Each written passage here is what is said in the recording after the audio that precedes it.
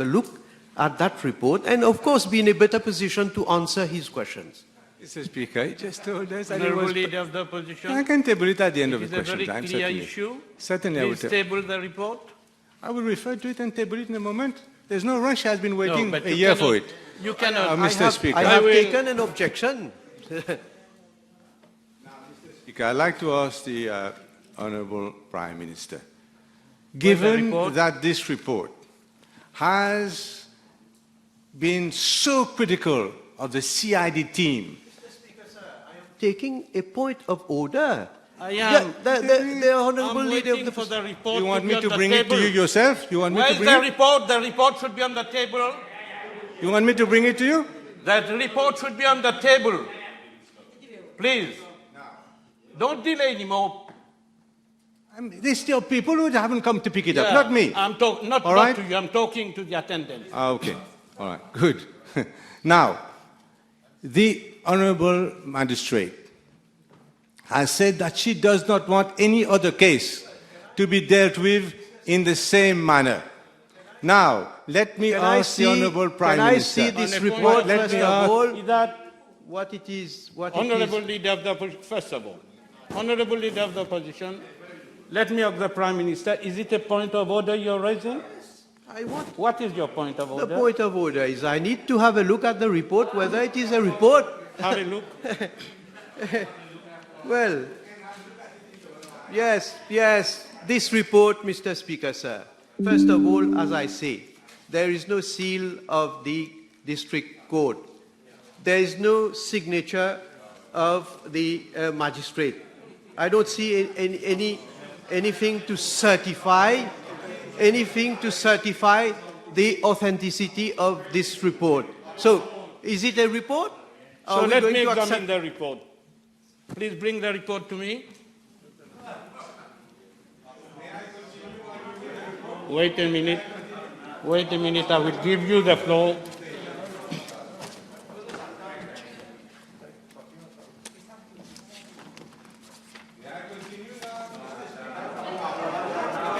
So, the chair rules that this report doesn't seem to have any authenticity. So, anyone who bears a report, anyone who holds a report, or comments from the report bears his own responsibility. Speaker, the original inquiry by CID, MCIT, whatever, concluded suicide. It is clear from the depositions during Muka court, from the report of the magistrate that has not been contested by the DPP himself, that there was huge incompetence and even cover-up in the part of the police officers originally involved in that case. Have these officers been interdicted? This is nothing to do with the inquiry. Have they been interdicted? Have they been disciplined? Have they been dismissed from the force? Or, as we understand it, have they in fact been promoted to higher ranks? Mr. Speaker, sir, I have also read the communique of the Office of the Director of Public Prosecutions. Maybe the little English that I know, I do not see anywhere in the communique, and perhaps with the help of the Honourable Leader of the Opposition, he can enlighten me a bit as to where in that communique the DPP has said that this is the report of the finding of the judicial inquiry into the case of death of Mr. SK. Where is it? Maybe he will just try to pinpoint to me which paragraph says that. Now, secondly, let me answer, my friend. Secondly, this case was reported, I am informed, by the at the police station of Mocha on the 18th of October 2020, not as a case of suicide. It was reported dead body. So therefore the inquiry started. And I am informed that it is unfortunate, I must say, that during the course of the inquiry, one officer, in his opinion, has said that it could be a case of suicide. But it was never classified as a case of suicide. It was never, there was never, I am informed by the police, that there was never any communication to the office of the DPP to say that the conclusion is that this is a case of suicide. So therefore, inquiry has been ongoing and is still going on. Yes, the Prime Minister knows about the case in detail.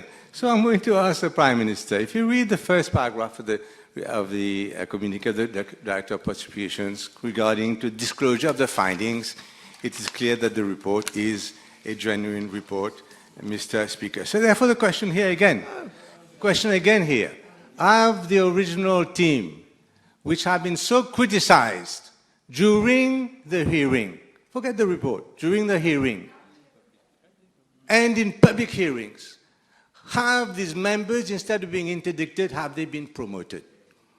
Well, I'm not aware about those who have inquired into the matter. What I know is that inquiry is proceeding, and who are the people who are, whether they are the same people who are inquiring, different people, I can find out. Apparently one ASP, Mr. S, was in fact promoted to SP following the initial inquiry, Mr. Speaker. Now the second thing is this police medical officer, where again it is recommended that there should be an inquiry into the professional competence. He in fact did the autopsy and came to completely different conclusion as to the cause of death, etc. Is this medical officer, Dr. S, still performing autopsies for the police? Can you tell us? Mr. Speaker, sir, as I say, I have not been communicated with the findings of the report of the magistrate. Neither the police, anyway, I'm informed that they have not been communicated. So I don't know what are the conclusions with regard to the conduct of police officers, with regard to the conduct of police medical officer. If I have the report, of course, I will try to see to it that if ever any action has to be taken, but I don't have this information. Since Friday, can the Prime Minister tell us since Friday that the report has been out? Did he talk to the Commissioner of Police at all about it, or not at all? Mr. Speaker, sir, I can understand the ignorance of the Honourable Leader of the Opposition. He doesn't know probably how the process is when there is a judicial inquiry. The finding of the judicial inquiry is not communicated to the public. It is not communicated even to counsel who are appearing in the case. It is communicated only to the Director of Public Prosecution. And as has rightly been pointed out in the communiqué of the Director of Public Prosecution, it is he alone who decides whether to make that finding public or not. It's good that I quote paragraph 6. As such, it is for the DPP alone to decide in what particular circumstances the findings should be made public, taking as sole consideration public interest. I don't want to read the whole of this paragraph, but if the DPP decides to make that public, then of course I will take notice, and then we will see whatever actions have to be taken. He told us on his radar, there are so many things on his radar. Now what I want to know now is that this has caused such a tremendous concern in the population that as Minister of Interior, did you or did you not, since Friday, communicate at any point in time with the Commissioner of Police, who may or may not come to see you every morning, and ask him and raise this matter with the Commissioner of Police? Will you tell us that as Minister of Interior, you have not raised this issue with the Commissioner of Police yet? Which issue?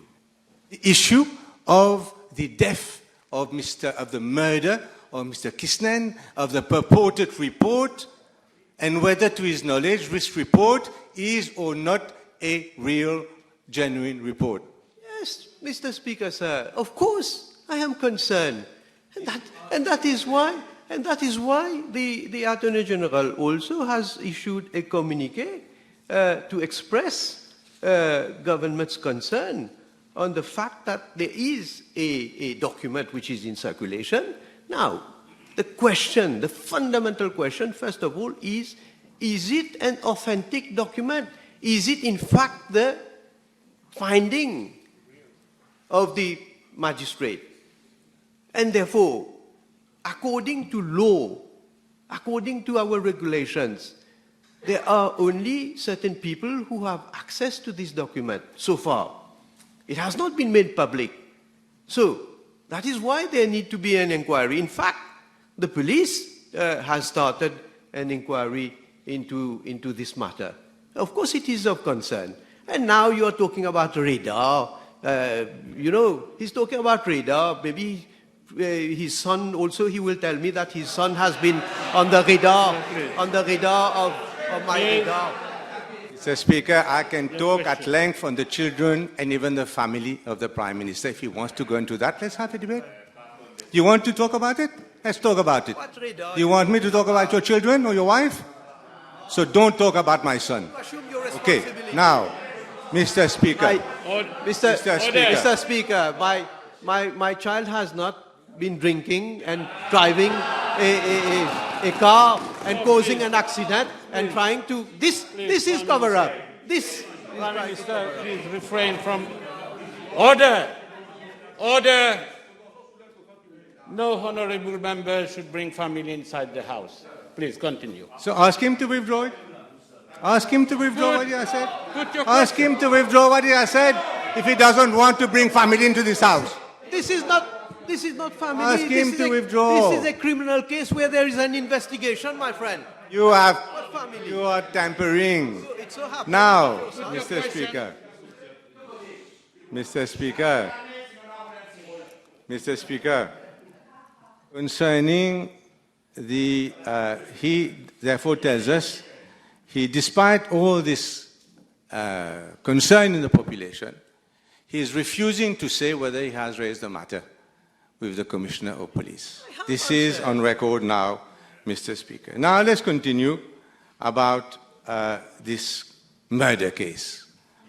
Now the murder case, Mr. Speaker, reveals widespread corruption in emergency procurement during COVID-19, of which himself was the chairman of that committee. Widespread corruption.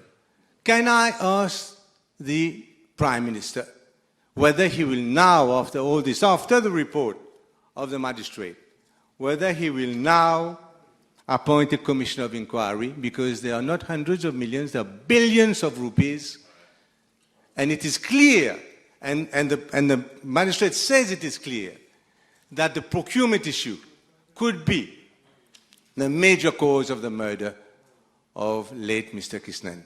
Let me first correct what the Honourable Leader of the Opposition has said. Maybe he was not paying attention when I was replying, referring to whether I had raised the matter of the purported, the leak of the purported document in public with the Commissioner of Police. I have just said. And as a result, there is an inquiry. And it is not only that, Mr. Speaker, sir. It is not only that I have raised it.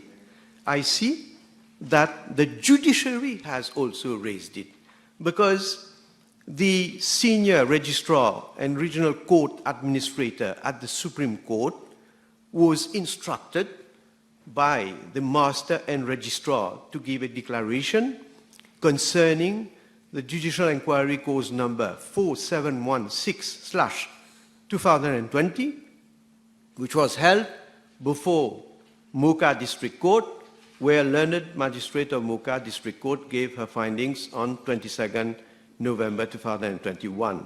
Declaration as to there is an inquiry on possible leakage of the findings and documents of the district magistrate of Mocha. So, you see, I have raised it. The judiciary also is raising the same concern. Now, with regard to the second part of his question, again, the Honorable Leader of the Opposition is referring to a document of which, first of all, he has produced he has tabled this document, which is not acceptable because there is no signature, there is no seal, we don't know the authenticity, it is not certified to be a copy of the findings. So, how can I answer on documents which he is quoting, which are not authenticated? On his meeting, during his meeting with the Commissioner of Police, since the 26th of January, the Commissioner of Police have been advised of the report of the findings. They did not ask the Commissioner of Police whether this what has been published corroborates what has been submitted to him. He failed to do that. I don't understand what he does understand, the Leader of the Opposition. The police has not been communicated with the report, with the findings. The police has not been communicated. It is with the DPP, my Honorable Leader of the Opposition. What has happened, let me explain. What has happened when the DPP has received the report, the DPP has advised the police to carry out the investigation. The report has not been communicated to the police. How many times do I have to say that? So the advice must be corroborate this particular report. I know that you're trying to hide, you're trying to get away from it. It is very clear what you're trying to do. Nobody is fooled by what you're trying to do. I'd like to say, Mr. Speaker, one last thing to show how the police are acting in this case. It's been in the press now that the DPP has, for many weeks now, asked for Honorable Yogidas Sominaden to be formally charged in connection with the case of the constituency clerk. Is he going to tell us that the CP, who he meets every day, has not also informed him that one of his own MPs, an ex-minister, has been advised that police have been advised there should be a formal charge against him? He's also not aware of that? Well, I am aware that there is an inquiry which is ongoing at the level of the police. And the police will obviously, in consultation with the DPP, will take a stand whenever. Okay, time is over. You're just turning around. Time is over. My ruling, time is over. Next item, Prime Minister's question time.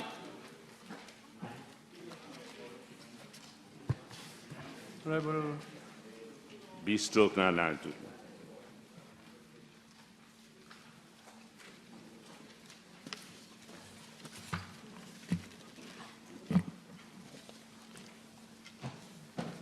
Mr. Speaker, sir, the exclusive economic zone of Mauritius, which extends over an area of approximately 2.3 million kilometers square, covering the regions of Mauritius, Rodrigues, Agalega, Tromelin Islands, and the Cargados-Carajos, and the Chagos Archipelago, is our largest natural asset. As its potential for still untapped natural resources may be significantly huge, my government has continuously been focusing on a prudent, responsible, and sustainable development of such a vast maritime economic zone. As a matter of fact, in the government program 2020-2024, clear mention is made of a unified regulatory framework, including an offshore petroleum bill and a seabed mineral bill, to accelerate the development of our blue economy.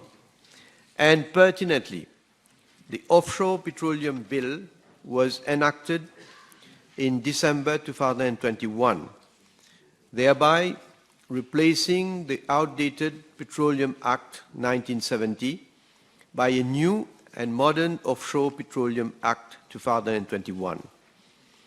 Mr. Speaker, sir, The Offshore Petroleum Act 2021 opens up new avenues and opportunities for Mauritius as we seek to sustainably develop our exclusive economic zone. It provides more clarity with regard to the processes involved in the regulation of offshore petroleum activities, which include the prospection for, the exploration and the production of petroleum.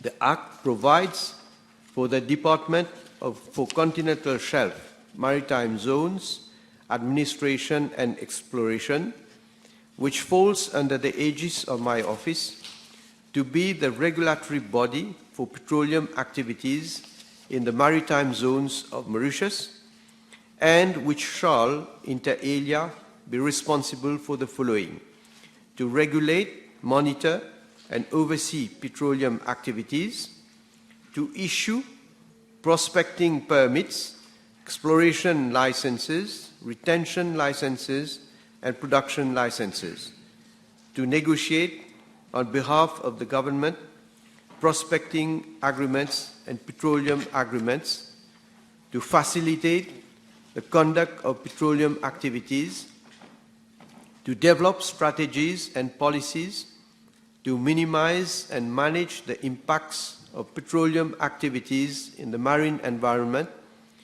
to advise in the formulation, planning and management of policies in relation to petroleum activities, and to do such other things as may be necessary for the proper conduct of petroleum activities. The Offshore Petroleum Act provides a new regulatory regime and is underpinned by the following principles. First, to encourage private sector participation in the exploration for offshore petroleum through the establishment of a modern and stable regulatory environment, providing for the transparent and even-handed treatment of investors and access to the security of tenure over an area of petroleum potential. Second, to establish streamlined and effective institutional arrangements for the management of the offshore petroleum activities. And third, to apply the principles of predictability, transparency, and accountability for the administration of offshore petroleum activities. The centerpiece of this new regime is the establishment of a concession-based regulatory system which is commonly applied in both frontier jurisdictions like ours and mature jurisdictions. Under such system, rights to engage in the exploration for offshore petroleum would be granted by the government to investors seeking to carry out petroleum activity in defined areas or blocks during the agreed period. Mr. Speaker, sir, the Act provides for a system of titles for the conduct of petroleum activities similar to other jurisdictions such as Trinidad and Tobago, Barbados, and Seychelles. The titles under the Offshore Petroleum Act comprise a prospecting permit, an exploration license, a retention license, or a production license. These four types of titles, as laid out in the Act, shall be granted as follows. A prospecting permit confers non-exclusive rights to the permit holder to undertake low-impact exploration activities such as seismic surveying and other non-surface disturbing activities to search for petroleum. The permit is valid for a maximum of 2 years and may be renewed for an additional period of 2 years by mutual agreement. An exploration license allows the licensee to search for petroleum and carry out sampling and analysis of deposits to explore whether petroleum is commercially viable, as well as to test systems, equipment, and processing facilities. A retention license allows a licensee to recover petroleum in a licensed area for the purpose of an appraisal other than for commercial purposes, and a production license allows a licensee to recover petroleum in a licensed area for commercial purposes. Mr. Speaker, sir, the Department for Continental Shelf, Maritime Zones Administration and Exploration, in consultation with the Attorney General's Office, is still working on a safety code of practice and environment code of practice. Therefore, as at date, the Act has not yet been proclaimed and no concession or license has been granted for petroleum exploration in our exclusive economic zone. However, I wish to add that in 2016, government invited expressions of interest for the conduct of multi-client seismic surveys for hydrocarbon exploration in 4 selected areas of the exclusive economic zone of Mauritius at no cost to government. The 4 areas selected on the basis of their geological formation and thus the potential for hydrocarbon resources were as follows. 1. An area of approximately 18,000 kilometers square in the region of Agalega. 2. An area of approximately 108,000 kilometers square in the region of the northern Mascarene Basin. 3. An area of approximately 20,000 kilometers square in the region of the northern Saya de Mala. And 4. An area of approximately 228,000 kilometers square in the region of Nazareth and Carcados and Carajos banks. 8 companies had submitted their expressions of interest by June 2016. The bids were evaluated, and in October 2017, the 8 companies were invited to submit their requests for proposal. In response to that exercise, only 3 companies submitted their bids.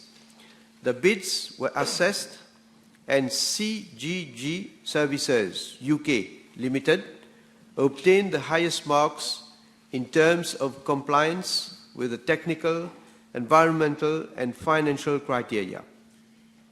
Between June 2018 and April 2019, negotiations were held with CGG Services UK Limited to agree, inter alia, on the following provisions to be included in the agreement. 1. The multi-client seismic surveys will be carried out by CGG Services UK Limited at no cost to government. 2. The geoscientific data collected pursuant to the multi-client seismic surveys shall remain at all times the property of the government of Mauritius. 3.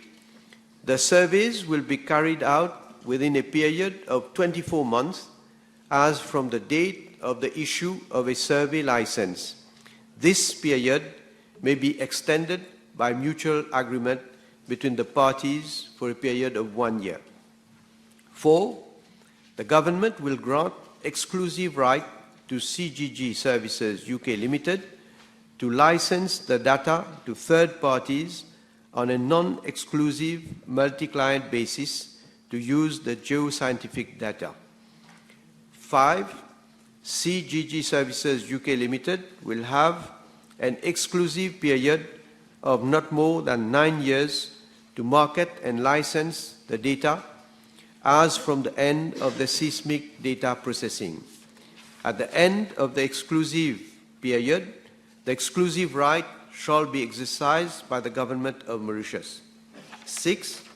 the cost of the geoscientific survey, inclusive of acquisition, processing, interpretation, marketing, and sales, will be $1,450 per line kilometer, and 7.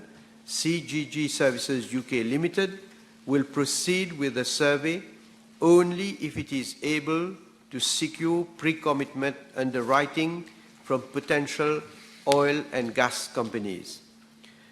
In October 2019, government agreed to award the contract for the conduct of multi-client seismic surveys for hydrocarbon exploration, covering a total of 46,957 line kilometers in 4 selected areas of our exclusive economic zone to CGG Services SAS, and sign an agreement between the Government of Mauritius and CGG Services SAS for the conduct of geoscientific survey.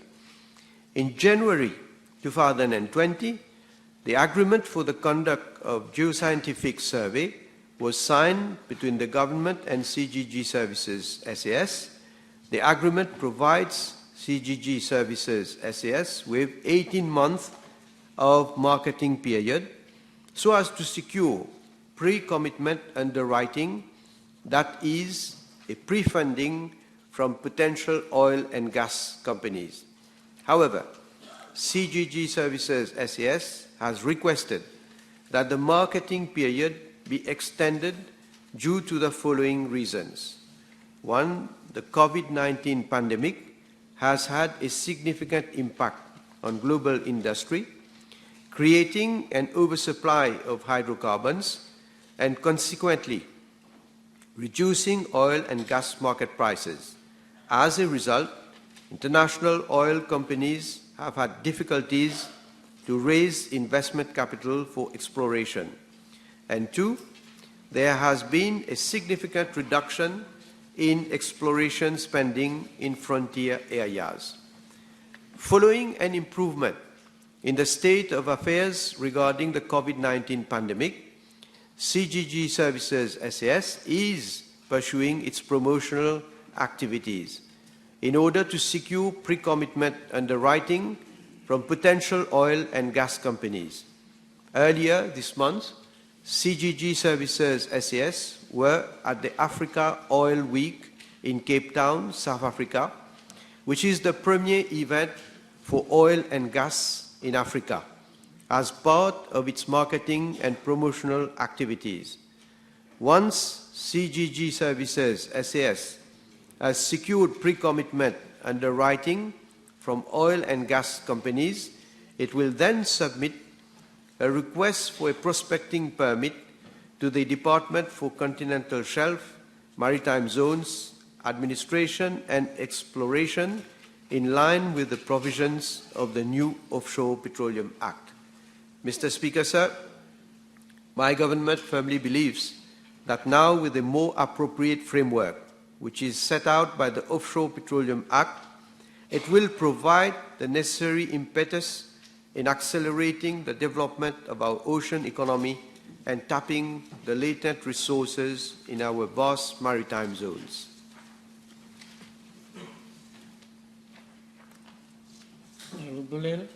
Yes.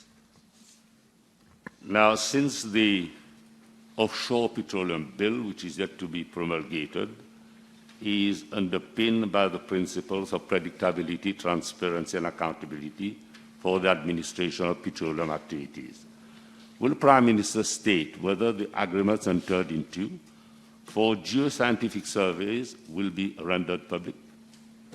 Well, it will be done, everything will be done according to law, Mr. Speaker, sir. What is provided in the Act, of course, we will have to adhere with all the conditions that the Act provides for. Now, Prime Minister has stated very clearly that the principles of predictability, transparency, and accountability would be applied. He said it when he intervened, when he made the concluding remarks in relation to debates on the bill. I've asked a specific question, And I want a specific reply. Will it be made public, yes or no? Well, the process is laid down in the law, which has been voted by Parliament. We will go according to that process, Mr. Speaker, sir.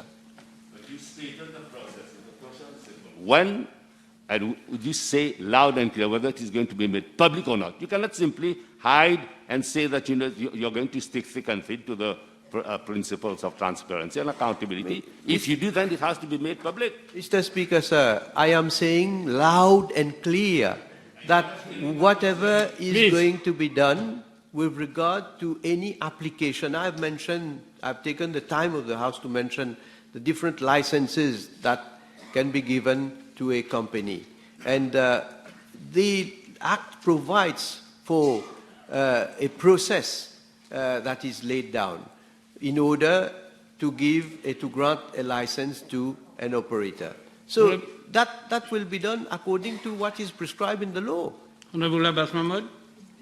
Honorable Prime Minister, state whether there has been attempts in the past from independence to 2015 with regard to petroleum exploration in our exclusive economic zone, and if yes, what has been the outcomes? Mr. Speaker, sir, I'm informed that the last exploration surveys for hydrocarbon within the exclusive economic zone of Mauritius dates back to the 70s.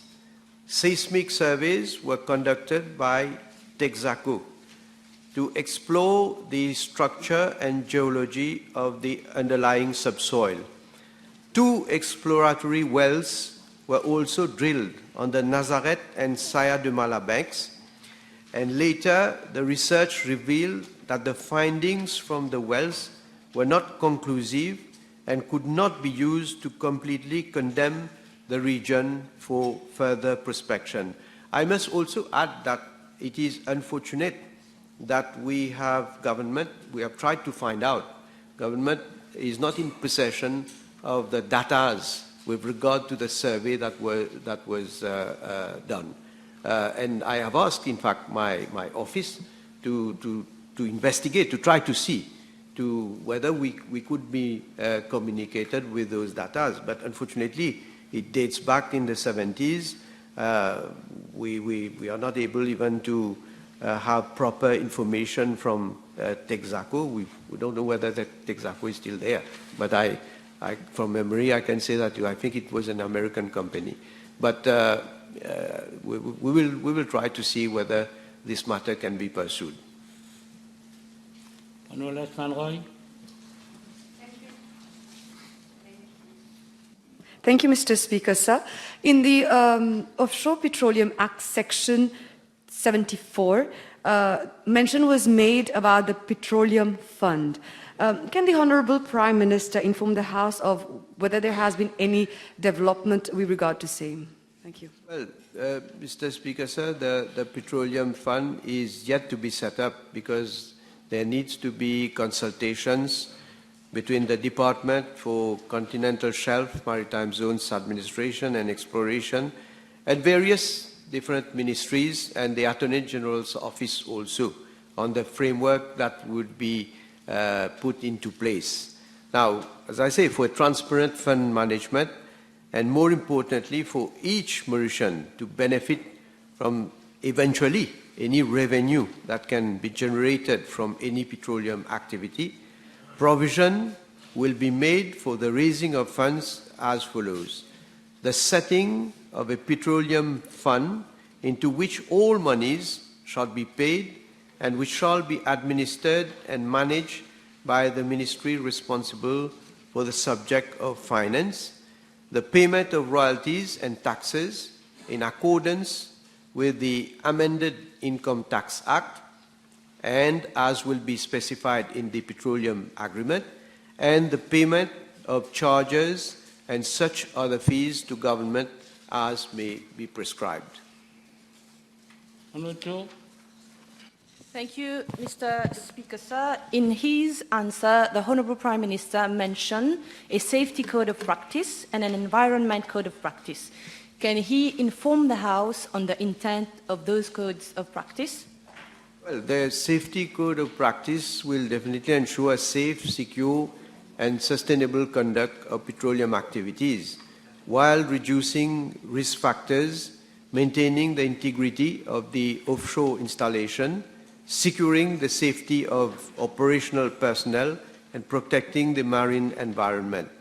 The Environment Code of Practice will provide further assurance for the sustainable management of the petroleum resources and marine environment of the maritime zones, and it will include protecting the marine environment and associated ecosystems and taking all appropriate measures to protect and preserve biological diversity and rare or fragile ecosystems, as well as species of wild fauna and flora and their habitats, sustaining the potential of petroleum resources to meet the needs of future generations, safeguarding the life-supporting capacity of the environment, and avoiding, remedying, or mitigating any adverse effects of activities on the environment. Honourable Mayer. Thank you, Mr. Speaker, sir. The Honourable Prime Minister mentioned earlier that 8 companies submitted their expression of interest with regard to the multi-client seismic survey in 2016. Can the Honourable Prime Minister provide the names of these 8 companies? Thank you. Yeah, well, the 8 companies are Geo East Company Limited of China, the Petroleum Geo Services Asia Pacific Limited of Malaysia, Spectrum Geo Limited of the United Kingdom, TGS Nopec Geophysical Company ASA of Norway, Western Geco Limited of UK, Fugro Mauritius Limited of Mauritius, CGG Services SA UK, and Geraldine Geosurvey Limited of Australia. Next question. B993, I'm lucky.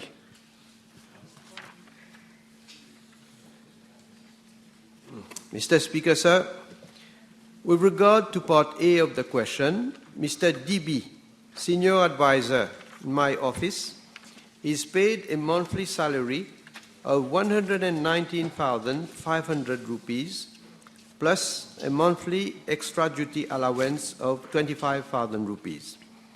The other terms and conditions of his appointment are in line with the recommendations contained in the 2021 PRB report. Mr. DB has not been paid any ex gratia bonus. He has been remunerated only as per the terms and conditions of his contract of employment. Mr. Speaker, sir, in regard to part B of the question, Mr. DB serves on 1 parastatal body and 5 government-owned companies as follows: Gambling Regulatory Authority as Vice Chairperson, Mauritius Duty Free Paradise Company Limited as Chairperson, Rodrigues Duty Free Paradise Company Limited as Chairperson, Airport of Rodrigues Limited as Chairperson, Metro Express Limited as Board Director, and Pointe Coton Resort Hotel Company Limited as Chairperson. Mr. Speaker, sir, as Vice Chairperson of the Gambling Regulatory Authority, Mr. DB draws a monthly fee of 35,000 rupees. The remuneration of the chairperson and directors of government-owned companies, as the House is aware, is published in their annual reports. Mr. Speaker, sir, Mr. DB is currently drawing same remuneration as his predecessors on the different government-owned companies, and such remuneration will be reflected in the annual reports of these companies, which are currently under preparation. The honourable member, the table has been advised that PQB. Wait. You're more in a hurry than me? The PQB 997 would be replied, if time permits, by Honorable Minister of Land Transport, Light Trade Minister of Foreign Affairs, Regional Integration and International. PQB 1003 would be replied, if time permits, by the Honorable Minister of Blue Economy, Marine Resources, Fisheries and Shipping. PQB 1006 would be replied by the Honorable Minister of Health and Wellness. Honourable members, the table has also been advised that PQB 996 and B 1001, also B 1007, 1004 have been withdrawn. Supplementary. Can I ask the Prime Minister whether he has received representations with regard to the interference of his senior advisor, Mr. Bikari, DB, in the day-to-day matters, not only at the Gambling Regulatory Authority, where he's vice chairperson, but also in the companies, government-owned companies or public-owned companies, where he is chairperson, and this is causing a lot of stress on the personnel of all these institutions. Mr. Speaker, sir, the advisor does his duty according to the responsibility that has been bestowed upon him, and I have had no concern with regard to any observation or any communication that he's interfering outside the limits of his responsibility. Question. Can I ask the Prime Minister whether he has inquired following representation received made public and also representation made to his office that Mr. DB has been meeting the jockeys of the horse racing in private bungalows, or as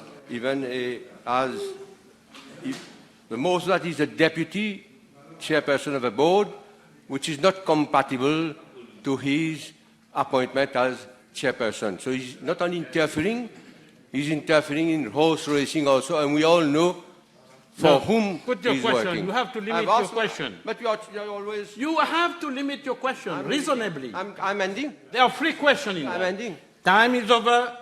Put your question. But don't put your finger. Put your question. But don't show your finger to me. Put your question. You also don't show your I finger. am not showing. Put your question. I've already put my question. I'm Okay. waiting for the reply. Let them Well, Mr. Speaker, sir, these are frivolous allegations that are being made. The honourable member does not communicate any specific information. He just comes to this house, and he does that regularly, just throwing something and trying to throw mud at people. If you are serious, Order. Order. Order. Honourable Bagwan, order. There is a question. There is a reply going on. if you are Don't obstruct. let me answer. If you are serious and if you have the courage, repeat those allegations outside. Honourable Repeat. Bagwan, I'm gently asking you to withdraw from the chamber for the rest of the day. I have already warned you. Please withdraw from the chamber.